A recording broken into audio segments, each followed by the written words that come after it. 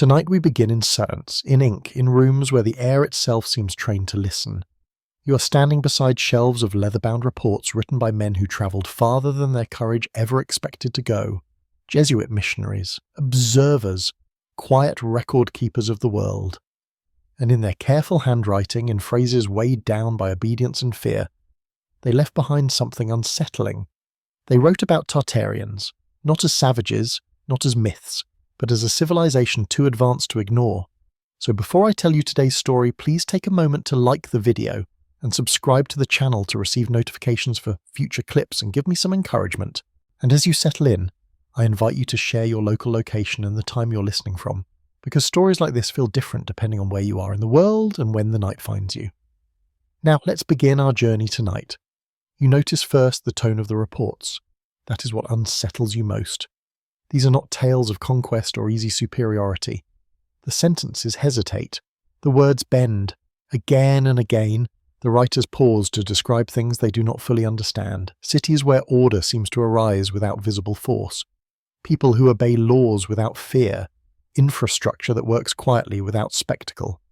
Why would missionaries, men trained to see themselves as bearers of truth, sound uncertain? You read slowly because this is bedtime history, not an argument, not a trial. You are not here to prove anything. You are here to listen, to drift, to wonder. And as your eyes move across the pages, you begin to feel the strange contradiction these men faced. They came to teach, yet they kept encountering systems that already worked. The reports do not shout this. They whisper it. You imagine the setting as the missionaries first encountered Tartarian lands, endless plains stretching like a held breath, roads that run straighter than expected, settlements spaced with intention, not chaos, not wilderness, but rhythm. A rhythm that makes the travellers uneasy, because rhythm suggests planning, and planning suggests memory, and memory is dangerous. You feel the missionaries struggle between duty and honesty. They describe councils where disputes are resolved without violence. They mention written codes known by common people. They note timekeeping methods, calendars aligned with stars rather than bells. All of this is written carefully, wrapped in religious language, as if to soften the impact. You sense the unspoken question hovering in the margins. If these people are already ordered, already educated, already disciplined, what exactly are we bringing them? The Jesuits were trained observers. They measured, categorized, translated. And yet, when it came to Tartaria, their language slips. They rely on metaphors. They compare instead of define. Like the Romans, one line hints. Reminiscent of the ancients, another suggests. As if they are reaching backward in time to explain something very much alive. You begin to notice omissions too. Long descriptions of systems without origins. Praise without attribution. Admiration without conclusion. It is as if the writers feared that saying too much would be more dangerous than saying nothing at all. And this is where the bedtime feeling deepens.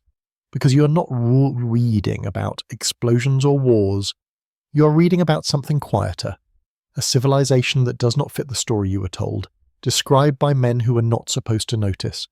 You imagine them by candlelight, far from Rome, far from supervision, writing honestly for a moment before remembering who would read these words. You imagine the quill slowing, the sentence softening, the truth folded just enough to pass inspection. Was Tartaria advanced? The reports never say it directly. They don't have to. They describe literacy among merchants, mathematical competence among surveyors, administrative systems that function across vast distances. They describe people who seem unhurried, unafraid, uninterested in spectacle. A society that does not need to prove itself. And you feel the tension grow because bedtime history is not about answers. It is about the space between them. The pause where questions echo longer than facts. Why have you never heard these descriptions before? Why do maps change later? Why do later historians sound more certain and less curious than the witnesses themselves? You let these questions drift like clouds crossing the moon. For now, you remain here, in the opening pages, where Tartaria is still present, still named, still respected enough to trouble the conscience of those who came to observe it. You are at the threshold, where admiration is still allowed, before it must be edited away. And as the candle burns lower, you sense that this story will not be about conquest, but about forgetting. Not about noise, but about standards. Not about destruction, but about the careful, deliberate smoothing of memory. The map is wrong. You feel it the moment you unfold it in your mind, the moment your eyes follow the lines that should not exist, yet do. Tonight, the shock is not in ruins or weapons or vanished cities, but in ink laid calmly across parchment. A Jesuit mission map. Quiet, precise, confident. And there, stretching across immense territory, is a name written without apology. Tartaria. Not scribbled in the margins, not marked as wilderness, but labelled, bordered, proportioned. You notice roads drawn with intention, cities marked with symbols used only for places of importance, rivers named, regions subdivided. The cartographer's hand does not hesitate. This is not speculation. This is administration. And that realization settles over you like a cool blanket. Why would missionaries map a land that did not exist? Why would they measure distances, mark jurisdictions, and name capitals if Tartaria were only a rumour, a misunderstanding, a placeholder for ignorance? You trace the borders slowly. They do not feel wild, they feel negotiated. Straight lines in some places, natural curves in others, as if treaties, not guesses, shaped them. You notice something else too. These maps are older than the ones you were shown in school, older than the tidy national borders you memorized, older than the certainty. Here the world is larger, more complex, less settled. You imagine the Jesuit cartographers travelling with instruments, not swords, measuring shadows, counting steps, recording stars. These were men trained to observe carefully, to report accurately because their work was meant to inform decisions far away. Rome did not reward fantasy, it rewarded usefulness, and usefulness required truth. The maps do not depict Tartaria as empty. That is what troubles you most. Empty spaces are easy to dismiss, but this land is filled. Visses dot the steppe like slow-burning stars. Trade routes connect them in deliberate patterns. You see names repeated across documents, spelled slightly differently, suggesting translation rather than invention. You begin to feel the quiet discomfort of realization. Someone once knew this place well. The missionaries' notes align with the maps. They speak of jurisdictions that overlap cleanly, of officials who recognize authority beyond their immediate region, of travel permits honored across vast distances. This is not chaos. This is coordination, and coordination requires time. You pause, letting the bedtime rhythm slow your thoughts. You are not here to argue with historians. You are here to listen to the silence between records, the silence that grows louder when maps change, because later maps will look different. You know this already, even before you reach that part of the story. You know that Tartaria will shrink, fragment, blur. Borders will dissolve into vague labels. Cities will disappear or be reclassified as ruins, tribes, footnotes. The certainty you see here will soften into ambiguity. But tonight you stay with this earlier moment, when the ink is still confident. You notice the language used in the map legends, not unknown, not barbarian in lands, but terms that imply governance. Province. Domain. Seat. These words carry weight. They assume structure. They assume continuity. And you ask yourself, gently, without urgency, who benefits when such words are removed? The missionaries did not intend to preserve Tartaria forever. That was not their mission. Yet in doing their work, measuring, mapping, categorizing, they left behind something stubborn. Evidence that resists erasure not through drama, but through calm consistency. You imagine one of them late at night, copying a map by candlelight, aware that accuracy mattered more than comfort. Perhaps he wondered whether future readers would understand what he saw. Perhaps he assumed they would. You feel a soft sadness there, because maps are promises. They say, this was here, this mattered, this could be returned to. When a map disappears, the promise fades. And when borders are redrawn enough times, memory itself begins to feel negotiable. You notice how Tartaria on these maps does not dominate aggressively. It coexists. It sits beside other powers without apology or exaggeration. It is not drawn as an enemy, nor as a prize, it simply is.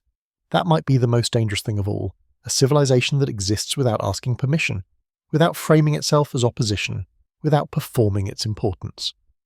As you continue to trace the lines, you begin to see how later confusion could arise, not because Tartaria was unclear, but because it was inconvenient. Too large to ignore, too organized to dismiss, too calm to demonize easily. So the maps would change, but that comes later. For now, you remain with the Jesuit cartography, where Tartaria's presence is steady and unquestioned. You let the image soften in your mind, parchment curling at the edges, ink slightly faded, borders still visible if you know how to look. And you realize something quietly profound. History does not disappear all at once. It thins, it fades, it becomes optional. Tonight, the map reminds you that forgetting is often a process, not an accident. You fold the parchment carefully, not rushing, letting the image linger as your breathing slows.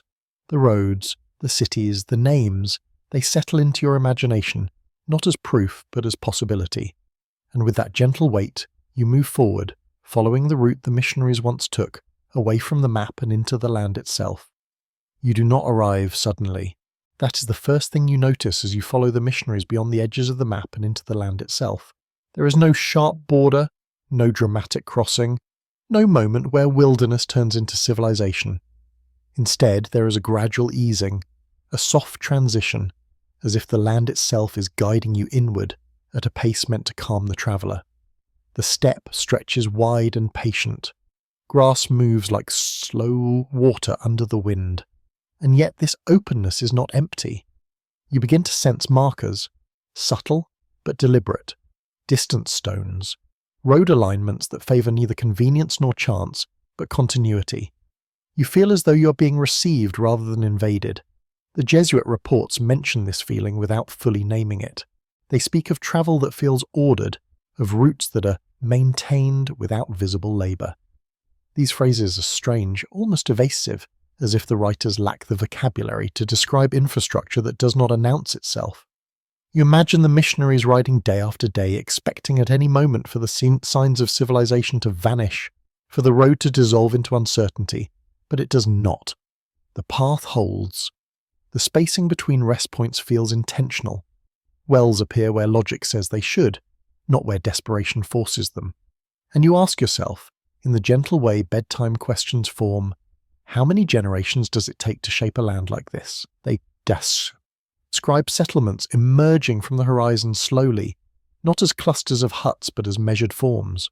Buildings spaced evenly, streets aligned with wind and sun, nothing ostentatious, nothing fragile.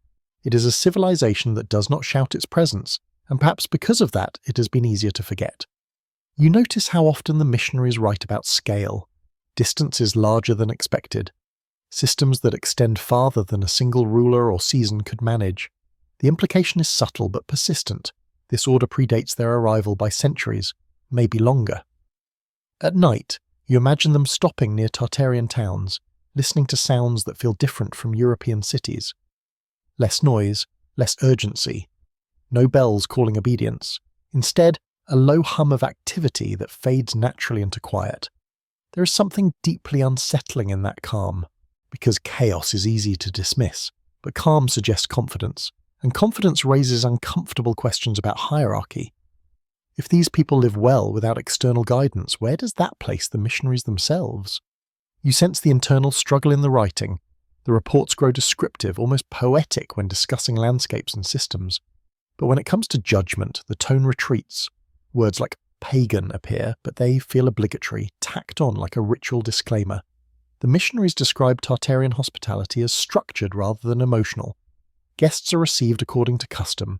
Food is distributed efficiently, lodging is prepared without ceremony. This is not generosity meant to impress. It is generosity meant to function. And function, again, implies time. You begin to see Tartaria not as a place frozen in mystery, but as a moving system. Caravans pass with regularity, messengers move with purpose, people seem aware of events beyond their immediate surroundings. News travels, decisions propagate. The steppe, so often portrayed later as empty and wild, reveals itself here as a connective tissue, not a void, a medium through which civilization flows rather than a barrier that isolates it. You feel the bedtime rhythm slow further as you consider this inversion. What if the openness of Tartaria was not a weakness, but its strength? What if wide spaces allowed systems to breathe, to expand without collapsing under their own weight? The missionaries never ask these questions directly. They are men of faith, not philosophers, and yet their descriptions carry the weight of unspoken wonder. You picture one of them writing by firelight, hands stiff from travel, trying to reconcile doctrine with observation. He cannot deny what he sees: roads that work, people who cooperate, authority that does not rely on spectacle or terror. So he records it quietly, and that quietness is important, because loud truths invite correction. Quiet ones can survive longer, hidden in plain sight.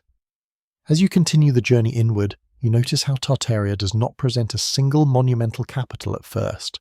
Instead, there are many centres, each stable, each functional. Power seems distributed to responsibility shared, no single point of failure. This too will matter later. For now, you simply walk with the missionaries, feeling the land guide you forward.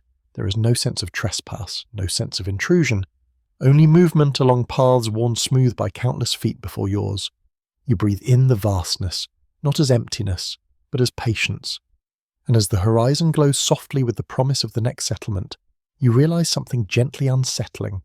Civilizations do not need to look like fortresses to endure. Sometimes they look like landscapes that welcome you without asking who you are.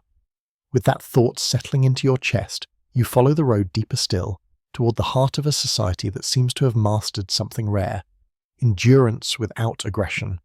The night deepens, the fire dims, and the story carries you forward. The first city does not rise before you like a challenge. It reveals itself gradually, almost modestly, as if it has no need to announce what it already knows it is. The missionaries describe this moment with an odd restraint, noting how the settlement seems to grow out of the land rather than sit upon it. You feel that phrasing settle into you, slow and heavy, like a truth that resists decoration. You expect walls, you expect fortifications, you expect signs of fear. Instead, you find order. Streets align without confusion.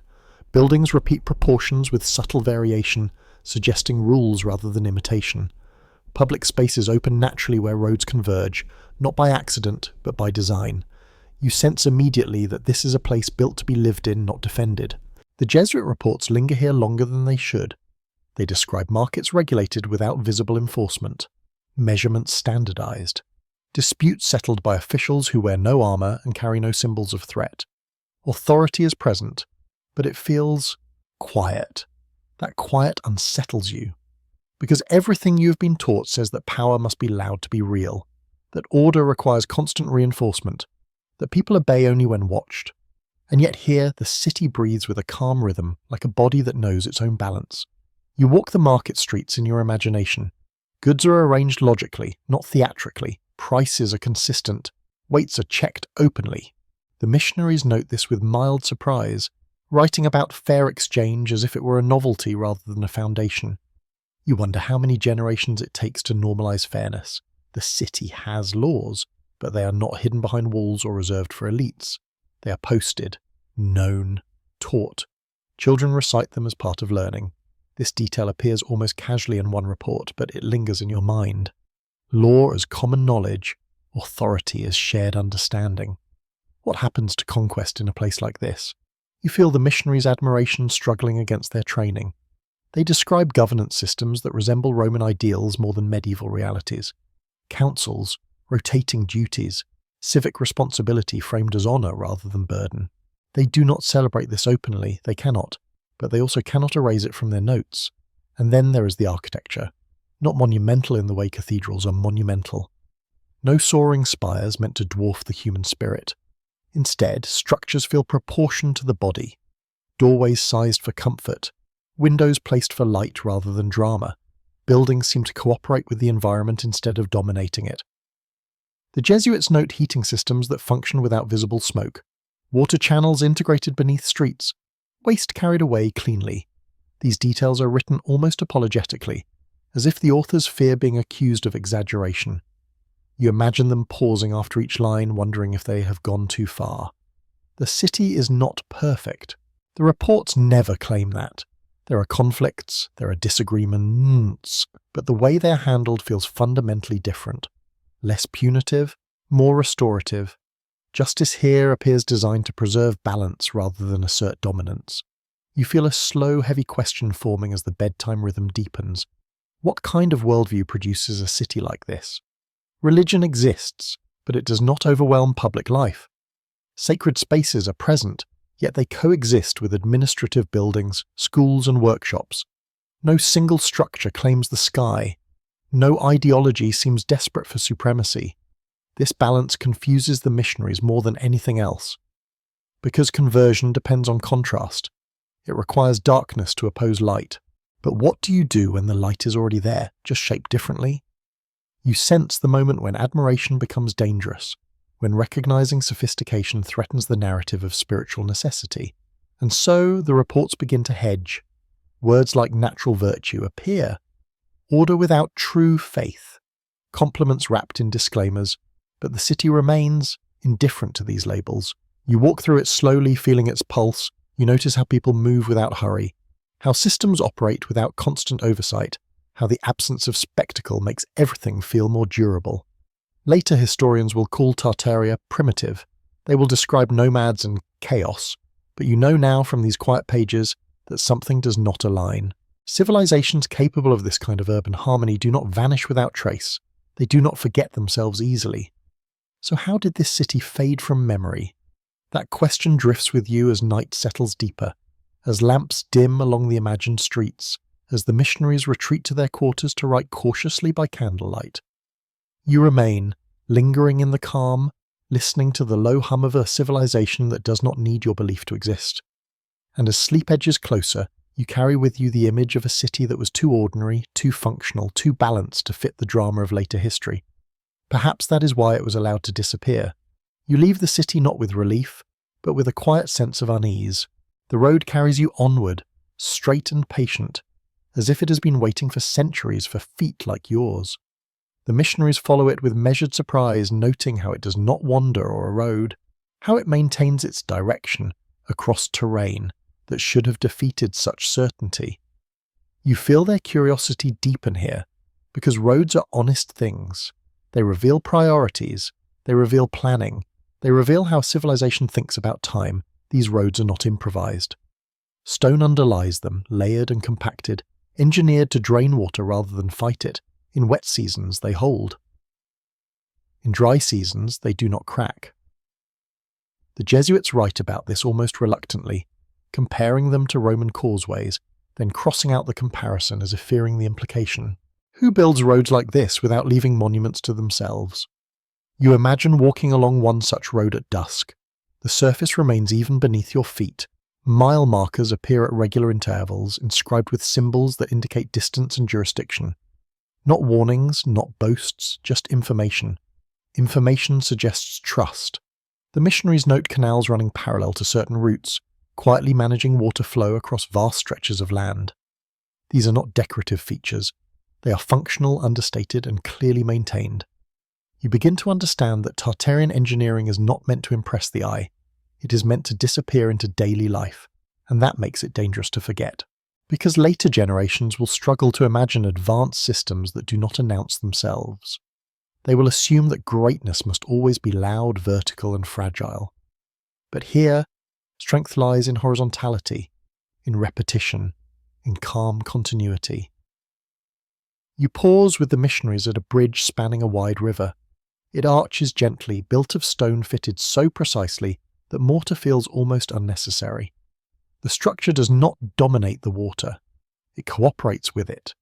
Flood channels allow excess flow without damage. Seasonal markers indicate safe crossings. The Jesuit notes mention this bridge briefly, almost dismissively, yet the handwriting tightens, as if the writer knows this detail matters more than he can admit. Bridges, after all, are promises. They say that someone expects traffic to continue. They assume future travellers. They anticipate maintenance. No one builds a bridge like this for a momentary need. You begin to feel the slow, hypnotic realization forming. Tartaria was thinking in centuries. The missionaries remark on relay stations along the roads, places where travellers rest, exchange horses, receive news. These stations operate according to schedules. Records are kept. Messages move faster than the missionaries expect, sometimes arriving ahead of them. Speed without chaos. Efficiency without urgency. This again challenges assumptions. In Europe of the same era, roads decay, travel is unpredictable, communication is slow, and yet here, across vast open land, systems function with gentle reliability. You imagine the engineers who designed this network, not obsessed with conquest, not driven by spectacle, but focused on flow, on reducing friction, on making movement easier rather than more controlled. What kind of worldview values ease over domination? The Jesuit reports never answer this. They cannot. They circle the question, offering technical descriptions while avoiding philosophical conclusions. But you feel the tension beneath the words. Admiration is leaking through discipline. You notice how these roads connect not just cities, but cultures. They allow trade, migration, exchange. They encourage interaction rather than isolation. Tartaria, as revealed through its infrastructure, does not appear afraid of contact. This openness will later be reframed as weakness. But tonight, you sense it differently. Openness requires confidence. It assumes stability strong enough to absorb change. As night deepens, you imagine the road stretching endlessly ahead, lit by moonlight carrying caravans, messengers, families, ideas. You imagine generations walking the same path, trusting it without thinking. That is the true mark of advanced engineering, when people forget to notice it, and as the missionaries move onward, recording what they see with careful restraint, you begin to understand how fragile memory can be. Roads endure, bridges endure, but stories about why they were built can vanish quietly. Later, these same roads will be called ancient, mysterious, left by unknown builders. Their creators will dissolve into legend. But tonight, in these reports, they are still present, still named, still acknowledged, even if reluctantly. You slow your breathing, letting the steady rhythm of the road lull your thoughts. The journey continues, not toward spectacle, but toward understanding that real power often leaves the smallest signature. And somewhere ahead, beyond the next rise, the missionaries will encounter something even more unsettling than roads and bridges. They will encounter knowledge. You expect the next discovery to be louder. After roads, after bridges, after cities that breathe instead of boast, you imagine that knowledge, true knowledge, will announce itself with ceremony. Towers, temples, elites guarding secrets, something recognizable. But again, Tartaria refuses to perform. The missionaries enter what the reports call houses of learning, so, though the phrase feels inadequate, almost apologetic. These are not isolated monasteries hidden behind walls. They are woven into the fabric of daily life, placed near markets, near administrative centres, near living quarters. Learning here is not separate from living. It is part of it. You feel the quiet shock ripple through the Jesuit descriptions. They write of children, many children, able to read, to calculate, to recite histories that stretch back farther than the missionaries expect. Education is not limited to priests or nobles. It does not appear rare. It appears assumed, and that is deeply unsettling. Because scarcity of knowledge is a tool of power. When knowledge spreads too evenly, hierarchy becomes harder to justify. The missionaries sense this instinctively, even if they never write it outright. You imagine entering one of these halls. The space is simple. Light enters from high windows placed with care. Tables are arranged for discussion, not obedience. Texts are copied and shared, not locked away. You do not feel the heaviness of authority pressing down. You feel invitation. The Jesuits note curricula that blend practical skills with abstract thought. Mathematics tied to land measurement, astronomy linked to seasonal cycles, ethics discussed through stories rather than commandments. Knowledge here is not treated as divine revelation nor forbidden fruit. It is treated as responsibility. You pause on that word. Responsibility. The reports describe teachers who are respected but not feared. Their authority comes from mastery and service, not from sacred status. They rotate roles, they answer questions, they encourage correction. This alone is enough to make the missionaries uneasy. Because what happens to faith when people are taught how to think rather than what to repeat? You notice how often the Jesuits use comparisons here. They reach for Greece, for Rome, for Alexandria.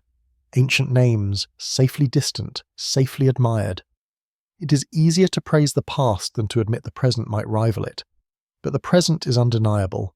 You feel the bedtime rhythm slow further as you absorb the implication. Tartaria is not just administratively advanced, it is intellectually confident. It trusts its people with knowledge, and that trust has shaped everything else you have seen: roads, laws, cities. The missionaries struggle to classify this. They note the absence of rigid dogma, the lack of obsession with orthodoxy. Disagreements exist, but they are handled through debate rather than punishment. Dissent does not automatically signal danger. This is dangerous ground for missionaries trained to equate unity with truth, and yet the reports do not condemn these halls of learning. They simply describe them, carefully, neutrally, as if hoping the reader in Rome will draw a less threatening conclusion than the writer cannot avoid. You sense the tension building. Education creates memory, memory creates continuity, and continuity makes erasure difficult, unless the records themselves are altered. You imagine the missionaries copying texts they do not fully understand, translating concepts that resist Latin equivalents. Some ideas refuse to fit into European categories.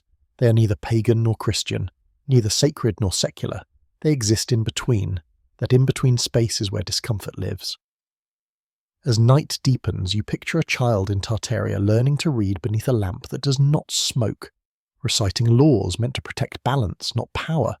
You picture generations growing up with this quiet confidence, unaware that future historians will struggle to imagine them, and you realize something gently unsettling.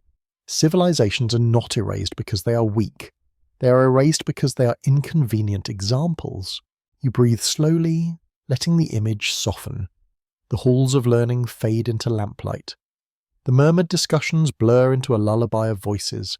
Knowledge here is not sharp, it is warm, it wraps itself around daily life like a habit. And as the missionaries move on, recording what they have seen with increasing caution, you sense that the story is approaching a threshold. Because knowledge, once observed, cannot be unseen. Ahead, the Jesuits will look upward, toward the sky itself, and realize that Tartaria has been watching longer than anyone expected. You notice the change not when you enter a new building, but when you are invited to look up. The missionaries describe this moment with unusual care, as if they themselves slowed their breathing when it happened. A gesture, a quiet suggestion, a hand raised toward the night sky, and suddenly the focus of Tartarian knowledge is no longer on roads or laws or classrooms, but on the heavens themselves. Astronomy here is not hidden. It is practiced openly, calmly, almost casually, as if watching the sky were as ordinary as watching the weather. You feel the missionaries' surprise deepen as they climb rooftops and gentle hills, where instruments wait, not guarded, not sanctified, but maintained with patient respect. These are not crude tools. They describe calibrated rings, sighting arms, graduated markings worn smooth by use, star charts copied and recopied over generations, records of eclipses, solstices, and planetary movements that stretch far back into time. The handwriting in the reports tightens again, the sentences growing longer, more cautious, because the dates do not align with expectation. Some Tartarian records predate European observations by centuries. Others fill gaps Western astronomy barely acknowledges. The missionaries note this without comment, but you feel the weight of what they are not saying. How long must a civilization observe the sky to develop such precision? You imagine standing there beside them, the night air cool and still, the stars sharp and countless above you. A Tartarian scholar points without drama, naming patterns not as myths but as measurements. Time here is not abstract. It is tracked, remembered, anticipated. The Jesuits were trained in astronomy themselves. They know the discipline. They recognize competence when they see it, and that recognition is dangerous because it erases the illusion of exclusivity. You notice how Tartarian astronomy is integrated into daily life. Calendars regulate agriculture, travel, and governance. Festivals align with celestial cycles rather than arbitrary dates. Time is not owned by bells or decrees. It flows from the sky downward, quietly organizing human activity. This is not superstition. This is systems thinking. The missionaries struggle with vocabulary here. They use phrases like natural philosophy and ancient method, attempting to situate Tartarian knowledge safely in the past. But the instruments they describe are current, maintained, improved. You feel the bedtime rhythm slow as you absorb the implication. Tartaria does not see itself as disconnected from the cosmos. It sees itself as part of it. That worldview shapes everything else you have encountered. Roads that follow terrain instead of defying it. Cities that align with wind and light. Laws that emphasize balance over dominance. Education that prepares people to observe rather than obey blindly. The sky is the teacher.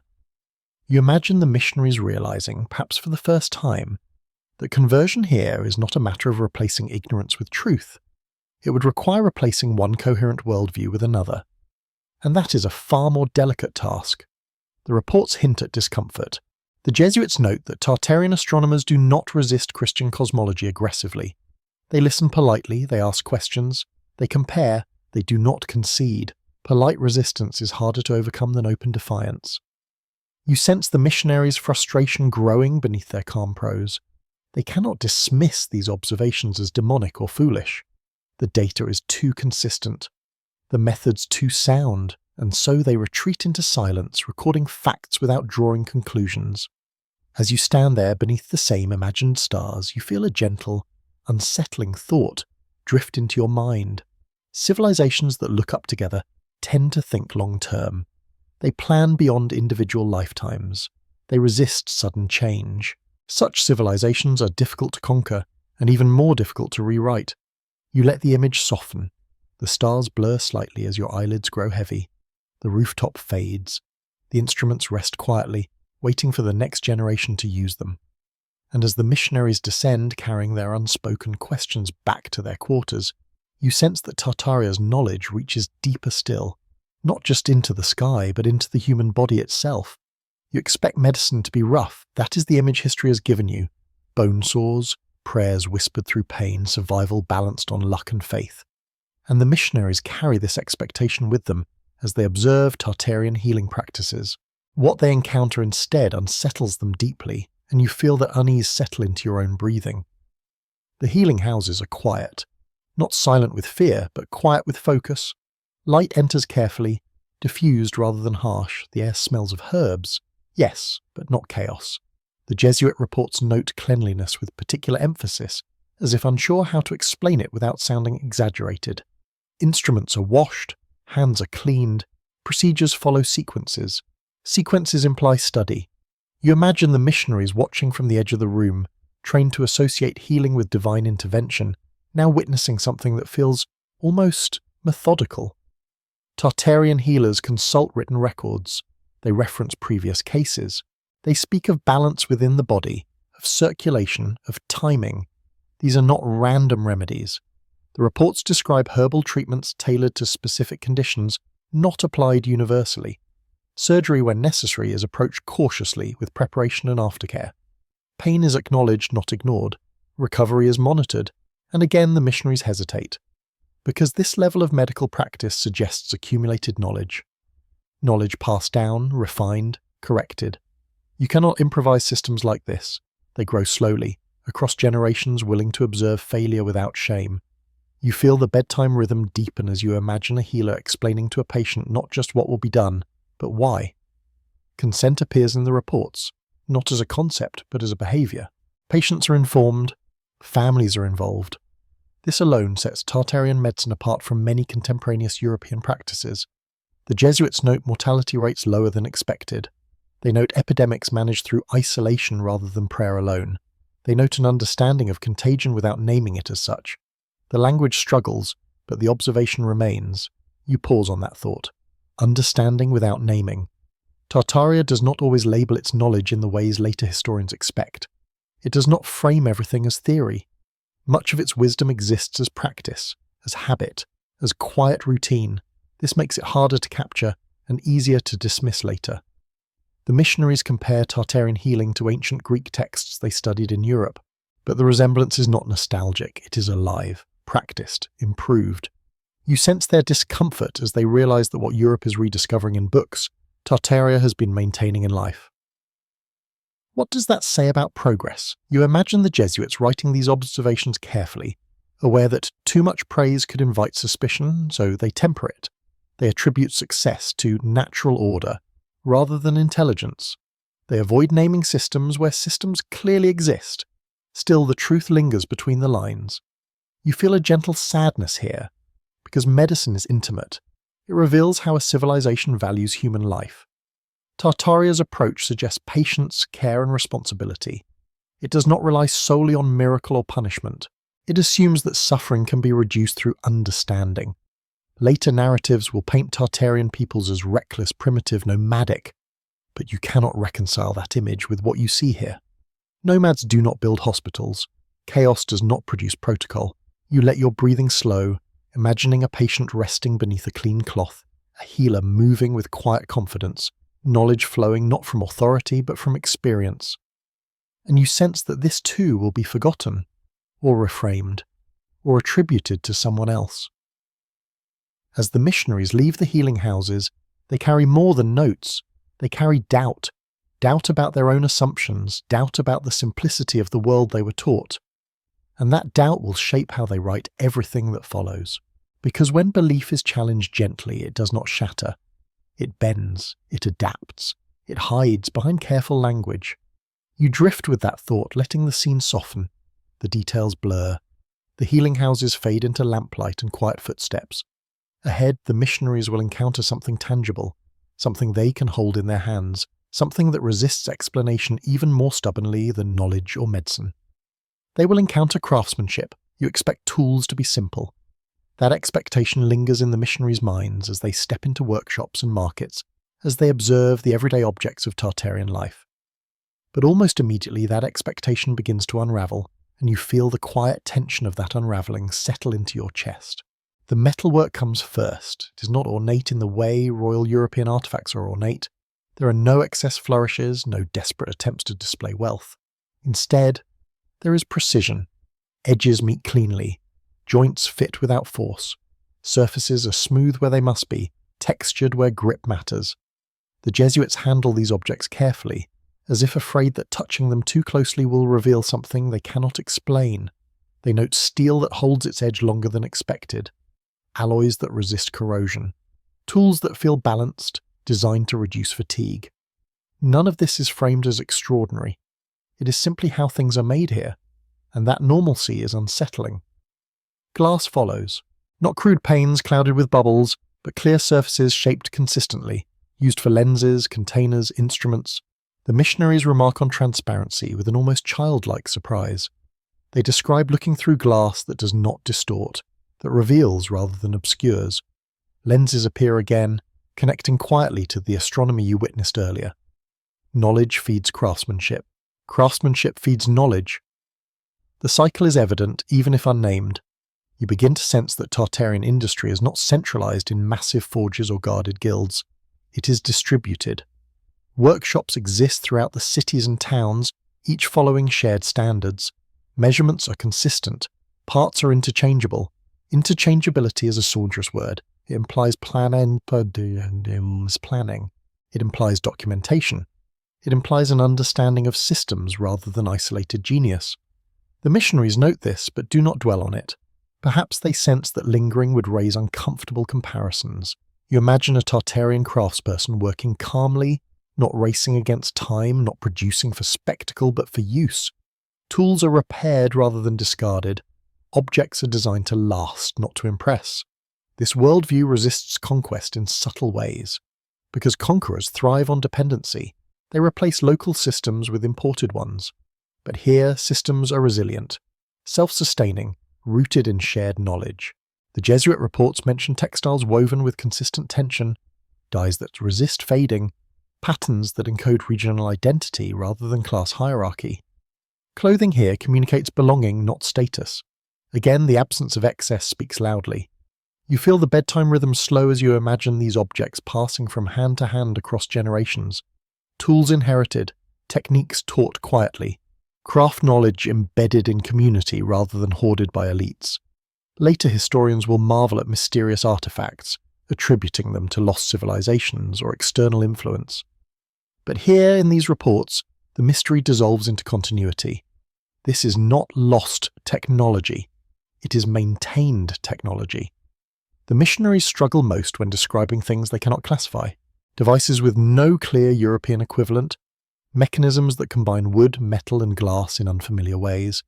They describe function without naming purpose, perhaps because naming would require understanding. You sense their restraint. To admit confusion would undermine authority. So they write carefully, neutrally, leaving gaps for future readers to fill or ignore. You hold one of these imagined objects in your hands. It feels solid, balanced, made by someone who understands both material and human use. There is no sense of novelty, only competence. And competence, once acknowledged, is difficult to erase, unless it is reframed, unless it is attributed to someone else, unless it is buried beneath narratives of primitiveness and decline. You feel the gentle sadness return, the kind that accompanies bedtime realizations. Not grief, but awareness. Awareness that history often favours the dramatic over the durable. As the missionaries move on, their packs heavier, with notes they will later soften, you remain behind for a moment, surrounded by quiet workshops and steady hands. You listen to the rhythmic sounds of craft, hammer on metal, loom in motion, glass cooling slowly. These sounds are not urgent. They are patient. And patience, you are beginning to understand, is the true signature of Tartaria. Ahead, the missionaries will face a challenge even more subtle than craftsmanship. Language itself. Words that refuse to fit, meanings that resist translation. And in that struggle, more of Tartaria will begin to slip from the record. You think language will be easy. After all, missionaries are trained for it. They memorize grammars, study phonetics, prepare themselves to translate belief into words that can travel. And so, as the Jesuits begin to engage more deeply with Tartarian speech, you expect progress, clarity, mastery. Instead, you feel them slow. The reports shift in tone here. Sentences grow longer, more tentative. Words like difficult and uncertain and approximate appear with increasing frequency. Language, it seems, resists capture. Tartarian speech does not divide neatly into the categories the missionaries expect. It is neither fully inflected like Latin, nor simply agglutinative in the way they have encountered elsewhere. Meaning shifts with context. Tone matters, position matters, silence matters. You imagine the missionaries sitting with scribes trying to align Tartarian concepts with European theology. Certain words simply refuse. They carry layers of meaning, social, ethical, cosmic, woven together so tightly that extracting one distorts the rest. This is not a lack of sophistication. It is an excess of it. You feel the bedtime rhythm deepen as you consider the implication. Language here has evolved alongside systems of governance, education, and astronomy. It is a tool for balance rather than command. It does not prioritize absolutes. It tolerates ambiguity, and ambiguity is dangerous to missionaries. The Jesuits note that Tartarian legal language relies on relational phrasing rather than rigid definitions. Laws are expressed as conditions, not decrees. If this, then balance must be restored. Responsibility is emphasized over guilt, repair over punishment. Try translating that into Latin. The missionaries struggle with religious vocabulary most of all. Tartarian terms for sky, order, origin, and harmony overlap in ways that make direct conversion nearly impossible. There is no single word for sin as understood in Christian doctrine. There are concepts of imbalance, of excess, of neglect, but these are framed as states, not moral condemnations. You imagine the discomfort this causes. Conversion requires clear oppositions, light versus dark, right versus wrong, saved versus lost. But Tartarian language seems to soften these boundaries, encouraging adjustment rather than judgment. The Jesuits attempt to create prayer books. They write, then revise, then abandon entire sections.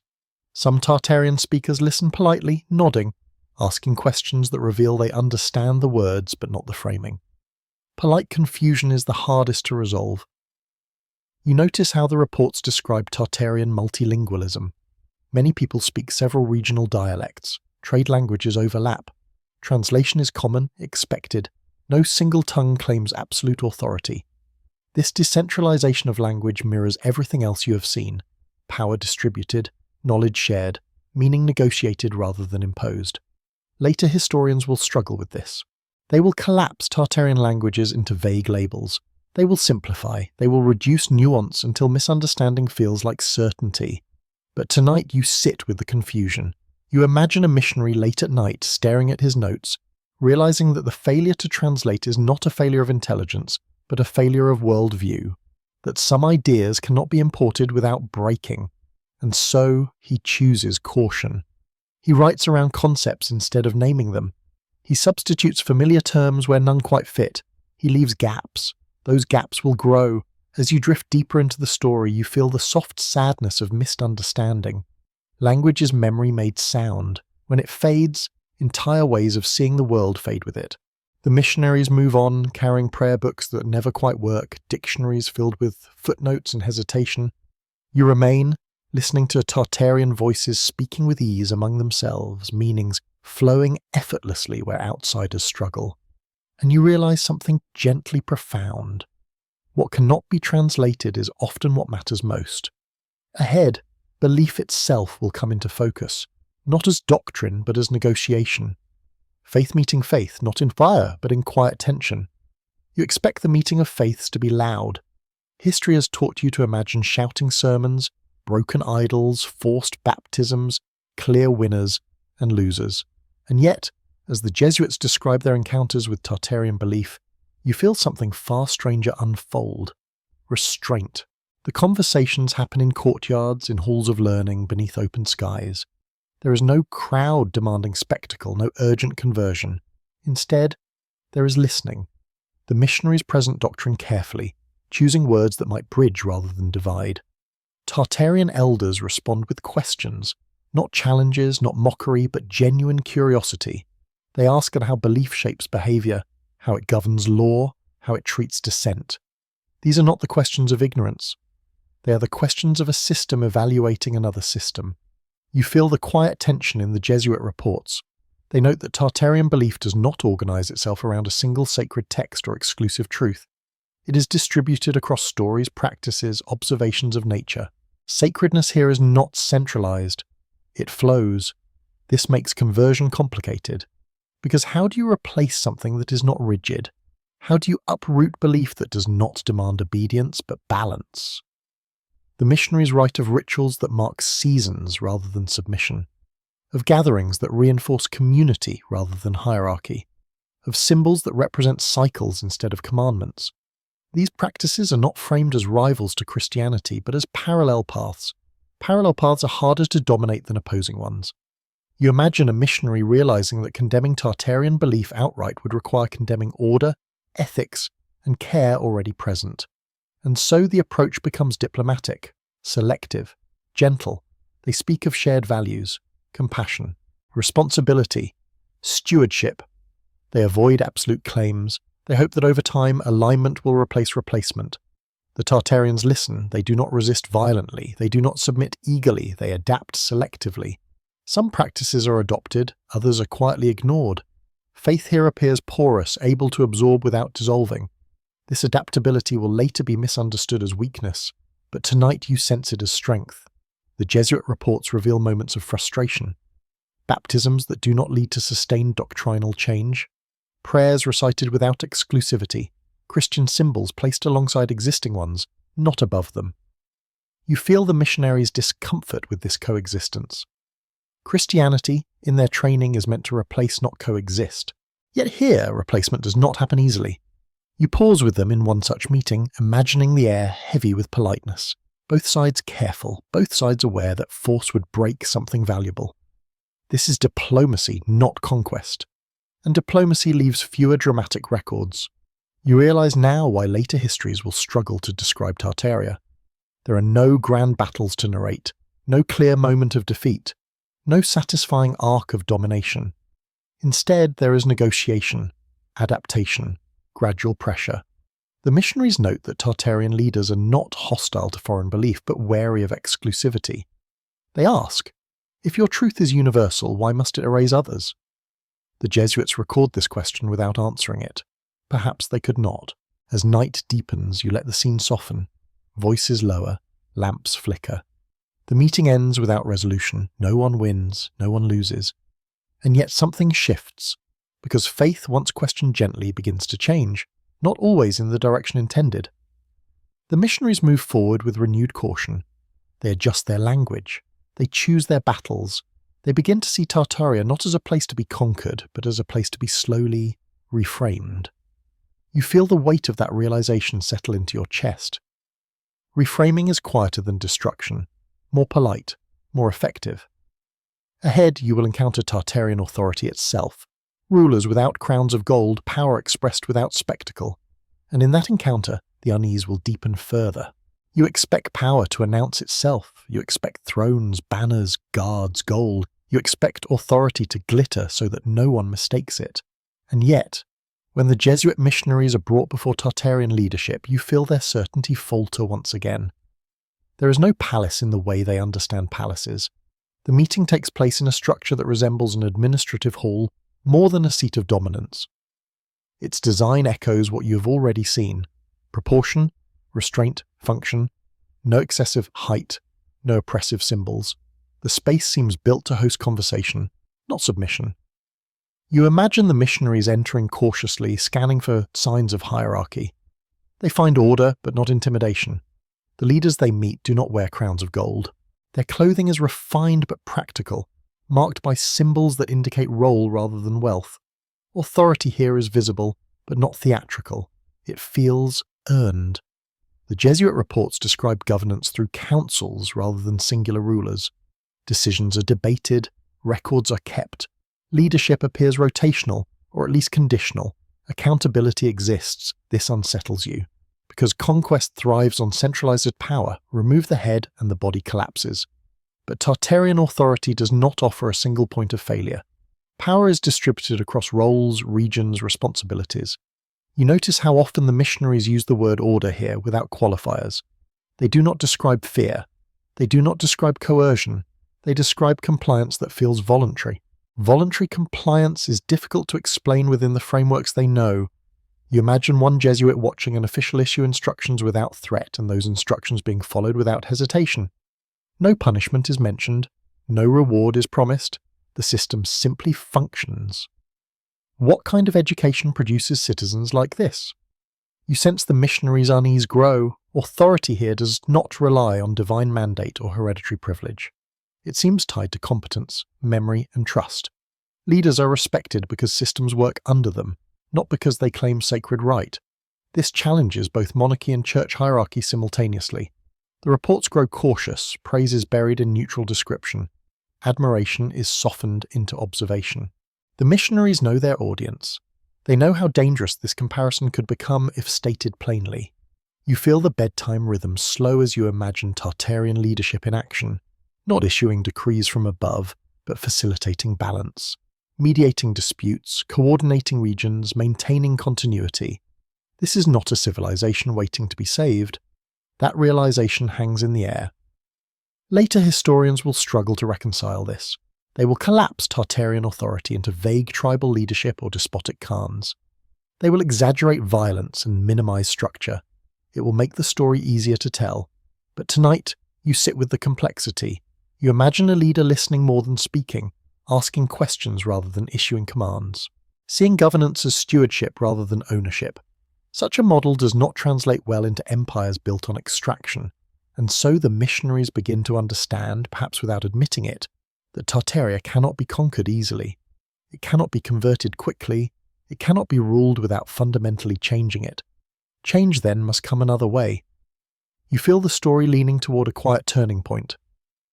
Because once admiration turns into inconvenience, the next step is rarely open conflict. It is patience. It is documentation. It is influence applied slowly at the margins. Ahead, the missionaries will follow the flow of information itself, messengers, couriers, networks that bind Tartaria together. And in those networks, they will glimpse both strength and vulnerability. You follow the movement before you understand its importance. At first, it feels incidental. Riders passing in the distance, messages exchanged at roadside stations, travelers arriving with news already known. But as the Jesuit reports linger on these details, you begin to feel the quiet power beneath them. Tartaria is not held together by force, it is held together by information. Couriers move with astonishing regularity. They do not ride in haste, nor do they wander. Their routes are fixed, their schedules predictable. Relay stations appear at precise intervals, stocked and staffed not for luxury but for continuity. Horses are exchanged smoothly, messages pass hands without ceremony. You imagine the missionaries watching this system unfold, realizing slowly that they are witnessing something rare, a communication network that does not depend on a single capital or ruler. News travels laterally, not just vertically. Local events are known beyond local borders. Decisions made in one region ripple outward, adjusted and refined as they move. The Jesuits note this with careful language, describing unexpected awareness and swift correspondence. They do not call it a network, but that is exactly what it is, and networks are resilient. You feel the bedtime rhythm deepen as you consider the implication. Empires collapse when information bottlenecks fail. Tartaria does not bottleneck. It flows. The missionaries note that couriers carry more than orders. They carry updates, observations, warnings, seasonal data. The content is practical, grounded, designed to maintain balance rather than assert control. You sense the quiet sophistication here. Information is not weaponized. It is shared. This unsettles the Jesuits, though they rarely admit it outright. They are accustomed to hierarchies where knowledge moves upward to authority and downward as command. Tartaria inverts this. Knowledge circulates. You imagine a courier stopping at a relay, exchanging news about crop conditions, border disputes, weather patterns. This information is logged, copied, passed on. Decisions emerge from accumulation rather than decree. How do you conquer a system like this? You cannot sever a single line. There are too many. You cannot silence one voice. Others continue. The missionaries begin to realize that Tartaria's strength lies not in any one city or leader, but in this invisible web. Roads and bridges support it. Education sustains it. Trust maintains it. And trust, once broken, is difficult to restore. You notice how the Jesuit reports grow more strategic here. The tone shifts subtly. They begin to speculate, not openly but implicitly, about influence rather than control, about insertion rather than replacement. Because to change Tartaria, one must change how information moves. You imagine the missionaries sending their own reports back along these same routes, aware now that they are participating in the system they observe. They benefit from its efficiency, even as they consider how it might be redirected. This is where admiration begins to harden into calculation. You feel a gentle sadness as you recognize this turning, not because it is malicious, but because it is human. Systems that work invite attention. Attention invites intervention. The couriers ride on, unaware of the significance they carry. To them, this is routine.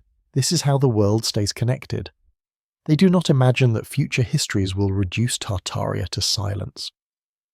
As night deepens, you let the image blur, riders fading into the horizon, messages dissolving into lamplight.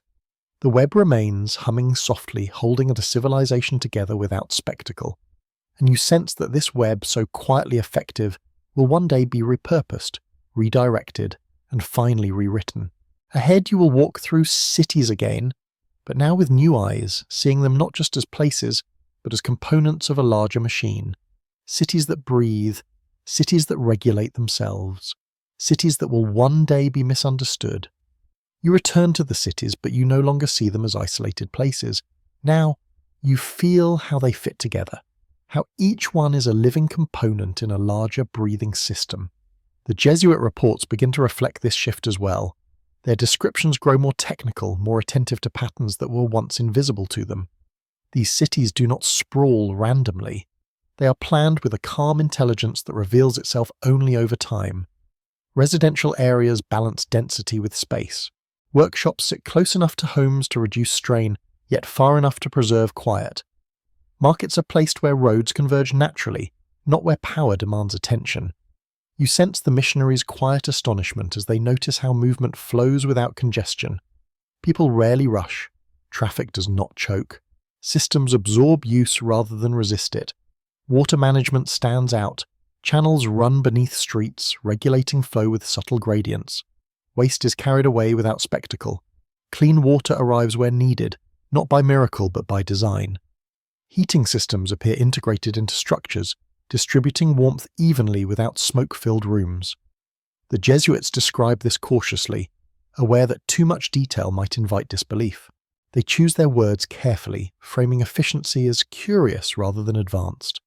But you can feel their recognition. These cities function like machines, not rigid, not cold, but adaptive. When one part is stressed, others compensate. When populations shift, layouts accommodate. Growth does not fracture the whole. This kind of urban intelligence requires shared standards. You imagine the missionaries realizing that such coordination cannot be imposed overnight. It must be taught, maintained, remembered, passed down across generations that trust the system enough not to sabotage it. You pause on that trust. Trust is invisible architecture. The Jesuit reports note the absence of heavy policing. Order is maintained through expectation rather than force. People move as if they know the rules, not because they fear punishment, but because the rules make life easier. This again unsettles the missionaries, because fear is a familiar tool, ease is not. You walk slowly through these imagined streets, feeling how the city seems to anticipate human needs. Shade where the sun is harsh, open space where crowds gather, quiet corridors where rest is required. Nothing is accidental, and yet nothing feels oppressive. Later histories will struggle to describe this. They will search for palaces, monuments, symbols of domination, and finding few, they will conclude that little existed at all. But tonight you understand the mistake. Advanced systems do not always leave towering ruins, sometimes they leave habits, expectations, ways of moving through space that feel natural until they are gone. You feel the bedtime rhythm slow further as you imagine these cities at dusk. Lamps lighting softly, water flowing unseen beneath stone, heat radiating gently through walls, people returning home without anxiety. This is not the image of a fragile civilization. It is the image of one designed to last. And that, you realize, may be the greatest threat it posed. Because empires built on extraction and display cannot easily coexist with systems built on balance and continuity. One demands attention, the other endures quietly. As the missionaries move on, they carry with them a growing awareness. Tartaria is not impressive because it is grand. It is impressive because it works. And systems that work invite a dangerous question. Why change them? That question lingers as night deepens, as the cities fade into memory, as the Jesuit reports begin to hint at something more elusive still. Rumours whispered softly, ideas not written down, knowledge said to exist beyond politics and administration. Ahead you will hear those whispers. You hear about it before you ever see it. The Jesuit reports change tone again here, growing hesitant, almost superstitious, though the writers never use such words. They begin to mention rumours, always attributed to others, never claimed directly. Quiet phrases appear in the margins. They say, "It is whispered, samej bilipam." This is where certainty thins. You feel the bedtime rhythm slow, the story lowering its voice, because what comes next is not infrastructure or governance or education, it is something less tangible. Something Tartaria itself does not display openly. Power beyond politics. The missionaries hear of elders who are consulted not for authority but for memory. Individuals who carry knowledge said to be old even by Tartarian standards. They are not rulers. They do not issue commands, yet their words influence decisions across regions. You imagine these figures living simply, unmarked by rank, known only to those who need to know. Their presence is not announced. Their guidance is requested. This alone confuses the missionaries. Because Western power demands visibility, it requires titles, garments, architecture. But this influence seems to operate laterally through respect rather than enforcement. The Jesuits record rumours of sky knowledge passed quietly between generations, not prophecy, not magic, but understanding of cycles, of energies, of timing. The language struggles again, reaching for metaphors that feel safe. They compare it to ancient wisdom traditions, to lost schools of thought. Yet something does not quite fit. You feel it in the way the reports hesitate to elaborate, as if the writers fear ridicule, or worse, reprimand. They emphasize that these ideas are not widespread, not official, not central, and yet they keep returning to them. Why mention something repeatedly if it does not matter? You imagine a missionary speaking with a Tartarian scholar late at night, the conversation drifting away from doctrine and policy into deeper questions. How does the world stay in balance? What happens when systems fall out of rhythm? Can civilizations sicken just as bodies do? These are not theological questions, they are systemic ones. The Tartarian answers, as recorded, are never definitive. They speak of listening, of observing signs, of acting gently rather than forcefully, of knowing when not to intervene. This restraint feels alien to the missionaries, because intervention is their purpose.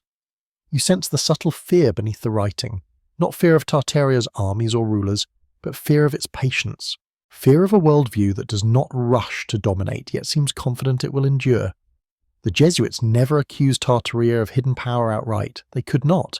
Instead, they frame these whispers as curiosities, cultural artifacts, remnants of an older age. But you notice how often these remnants align with everything else you have seen.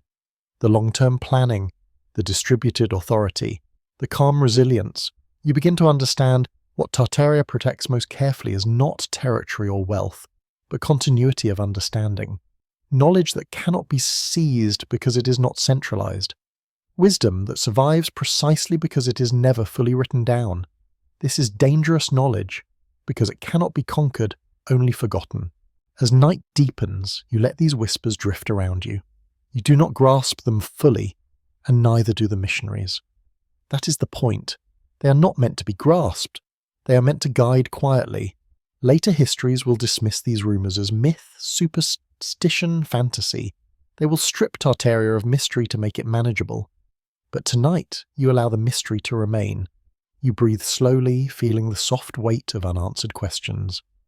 Somewhere in Tartaria, elders continue to listen to the sky, to the land, to patterns unfolding beyond a single lifetime.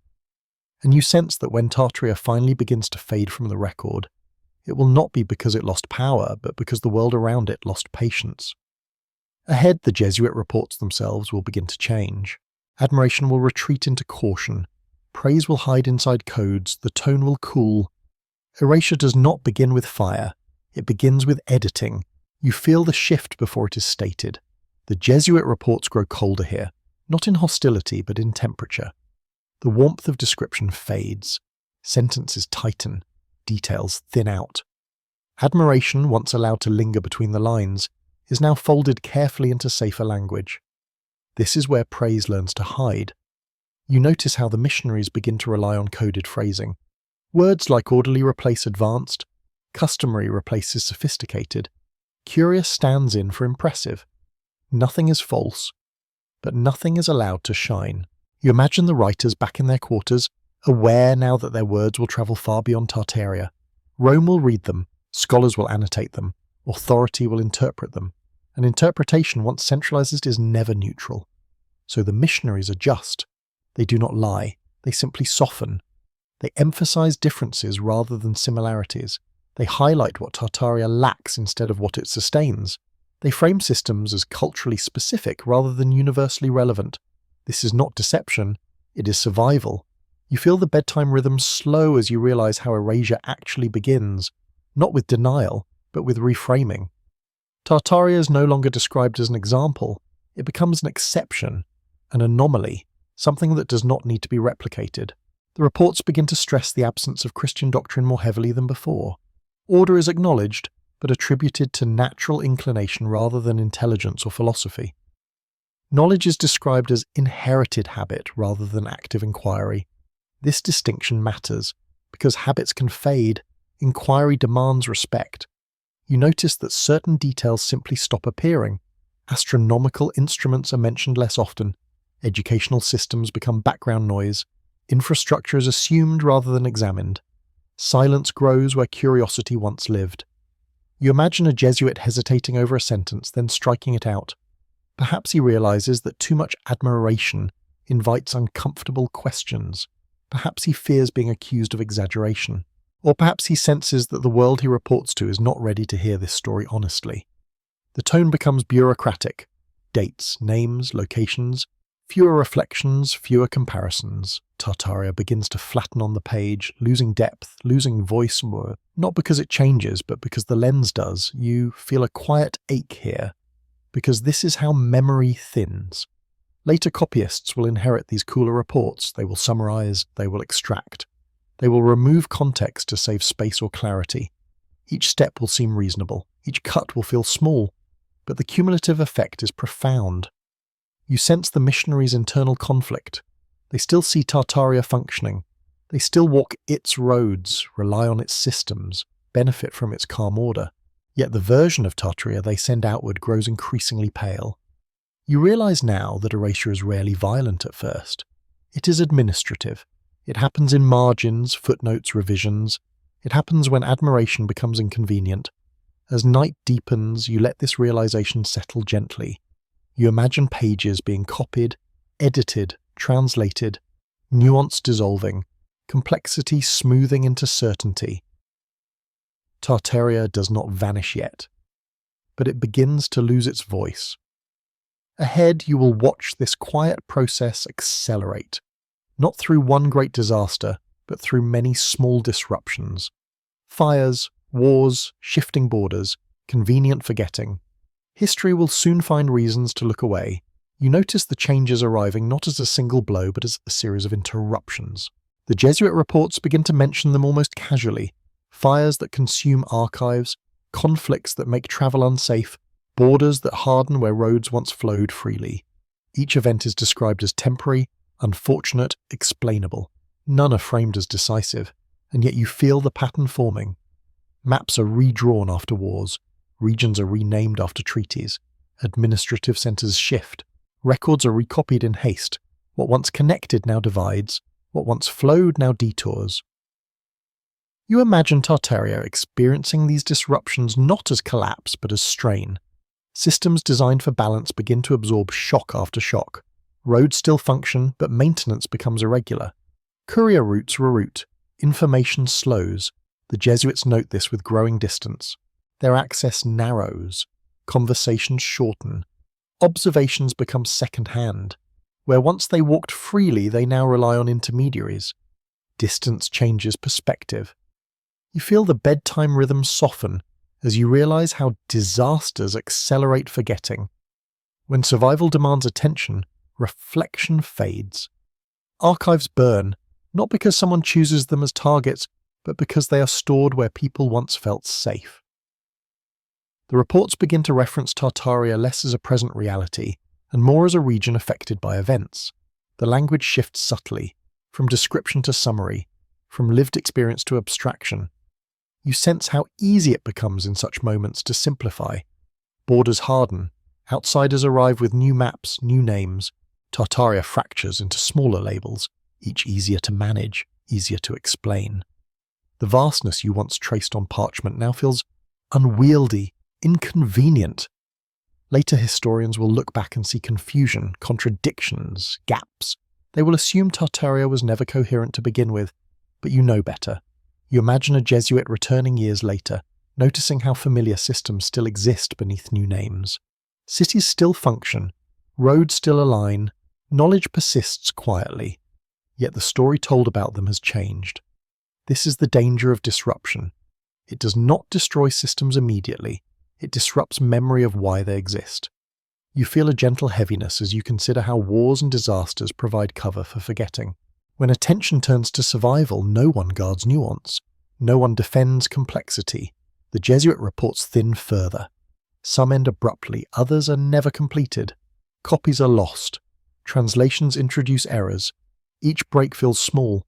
Together, they reshape history. You let the image blur. Smoke over archives, ink running in the rain, maps folded hurriedly. Tartaria's still there, still breathing, but its reflection in the record grows distorted. And distortion, once accepted, becomes truth. As night deepens, you realize that erasure does not require conspiracy. It requires convenience. It requires moments when no one has the time or power to insist on remembering fully. Ahead, you will step into the modern world, where Tartaria's echoes appear in unexpected places, in stone, in symmetry, in architecture that feels strangely familiar. The past, it seems, does not disappear. It hides in plain sight. You feel the echo before you recognize its source. It comes not from books or archives, but from buildings you have walked past without question. The Jesuit trail has faded by now, but something else begins to speak. Stone, proportion, symmetry. As Tartaria slips from written memory, it leaves behind a quieter signature, one that survives translation better than words ever could. Architecture remembers. You step forward in time, guided by a feeling rather than a document, and you notice how certain structures seem out of place in their official timelines. Grand halls appear suddenly in young cities. Complex heating systems are attributed vaguely to lost techniques. Massive foundations lie beneath buildings that claim modest origins. The Jesuit reports no longer help you here. They have thinned, softened, ended. But their earlier descriptions echo unmistakably in what you now see. Straight avenues aligned with cardinal directions, public buildings designed for flow rather than control, materials assembled with precision that feels practiced, not experimental. You recognize the same calm intelligence you felt in Tartarian cities, scaled up, repurposed, renamed. You feel the bedtime rhythms slow as you let this realization settle. What if Tartaria did not vanish but was absorbed? Not conquered in the dramatic sense, but inherited unevenly. Its systems taken without its name, its methods preserved without acknowledgement, its memory fragmented so that no single lineage could claim it. This would explain the confusion. You imagine engineers in later centuries encountering structures that already worked. Water systems, heating channels, load-bearing designs that felt ahead of their time. Instead of asking where they came from, they improved them, adapted them, claimed them. Progress prefers continuity over credit. You begin to see Tartarian logic embedded in places far from the steppe, in capitals that rise quickly with inexplicable confidence, in civic buildings that favour balance over dominance, in layouts that prioritise movement and light rather than intimidation. Later narratives will call these moments Renaissance, Enlightenment, Industrial Awakening. They will celebrate rediscovery, innovation, genius, but rediscovery implies something was already there. You feel no urge to argue this. Bedtime history is not about proof, it is about resonance, and the resonance here is unmistakable.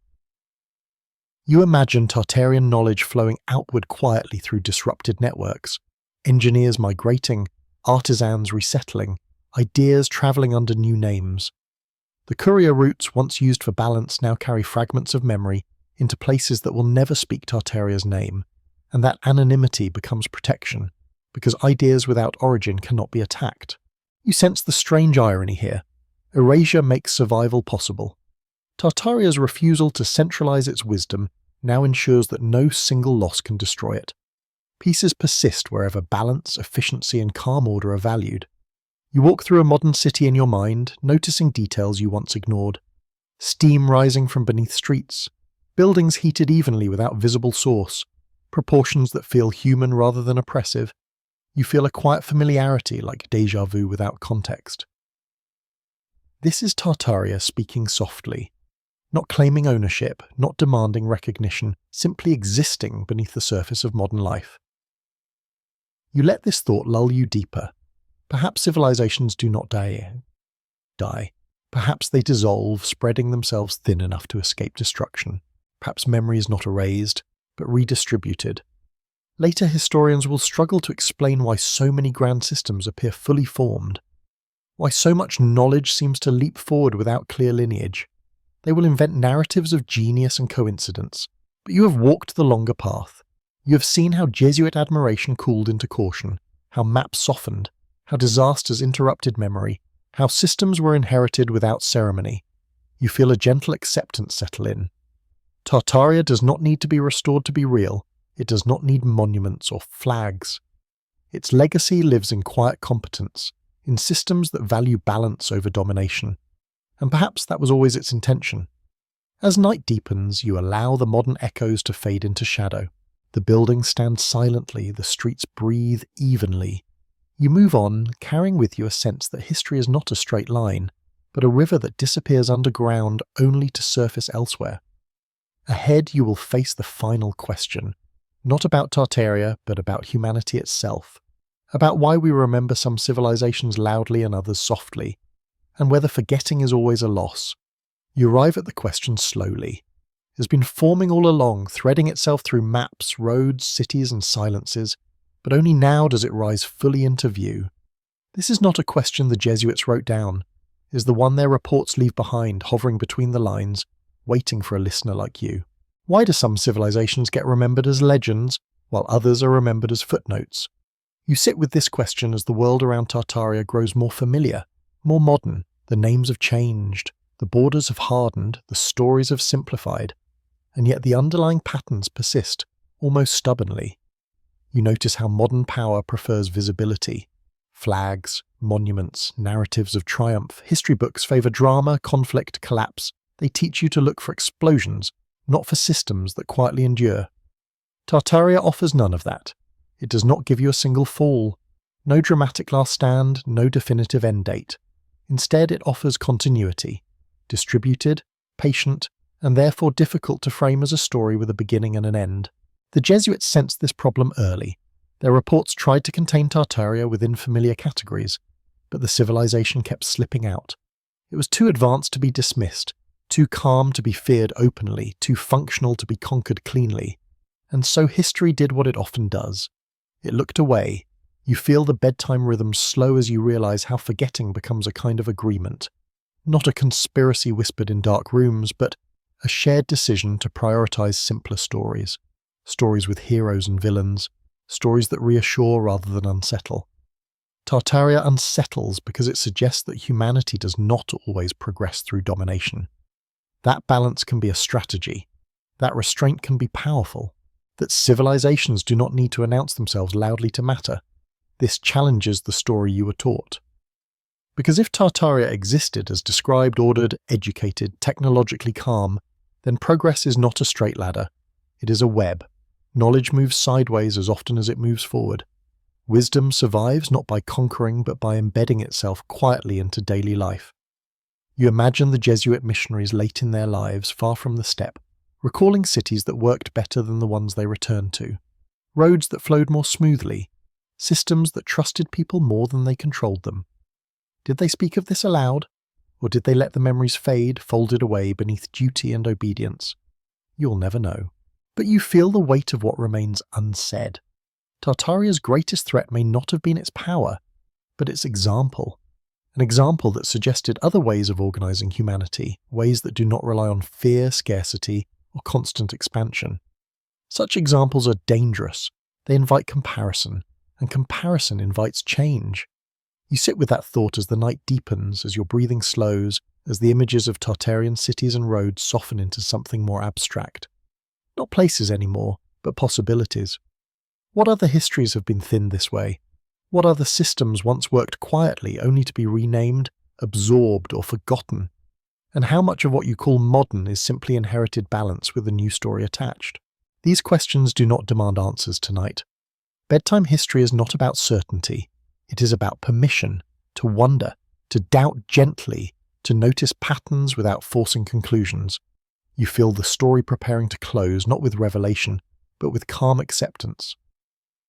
Tartaria does not need to be proven to matter. Its presence lingers wherever systems favour balance over spectacle, cooperation over control, and perhaps that is the final lesson the Jesuit reports never intended to teach.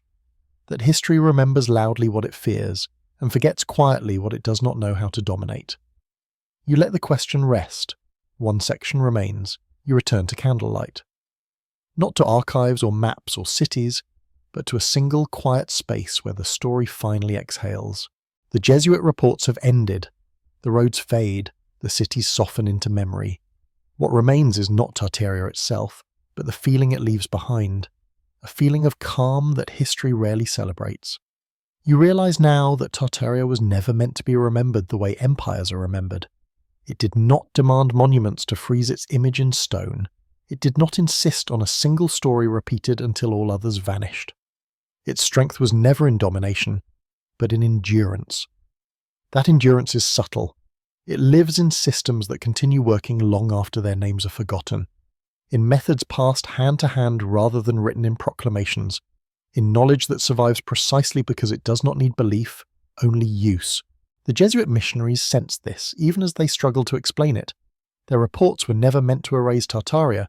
They were simply unequipped to preserve something so quiet, so distributed, so unwilling to perform. You feel the bedtime rhythm slow to its gentlest pace now. You imagine Tartaria not as a lost empire, but as a long breath humanity once learned how to take. A breath that balanced effort with rest, growth with restraint, knowledge with humility, a way of living that did not require constant expansion to justify itself. And perhaps that is why it faded from the record, because the modern world prefers urgency. It rewards speed. It remembers what burns brightly, even if briefly. Tartaria burned slowly, evenly, without smoke. You sit with the final question, not as an accusation, but as an invitation. What if history is not missing Tartaria, but protecting it? What if forgetting was the only way its ideas could survive in a world that would otherwise try to own them, weaponize them, exhaust them? You feel no need to decide. Tonight, belief is not required.